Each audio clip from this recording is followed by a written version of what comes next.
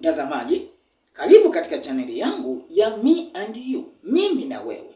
Ni wakati wa mimi na wewe, tunapaswa kujuzana yale ambayo hatuyafahamu, yale ambayo hatuyajui, yanayohusu maisha yetu ya kila siku.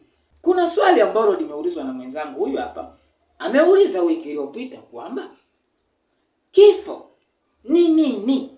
Kifo kinatokea aje mpaka mtu anakufa? Maana mpaka mtu anakufa lazima kuna vitu vinakuwa vimeharibika kwenye maisha yake, kwenye mwili wake mpaka mtu huyo anakufa.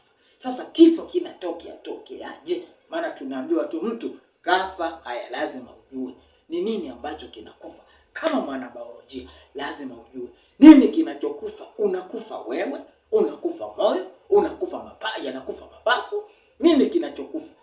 Mtazamaji, ngoja nikwambie, kwa mujibu wa wataalamu, sio mimi, wataalamu ndivyo wanapodai.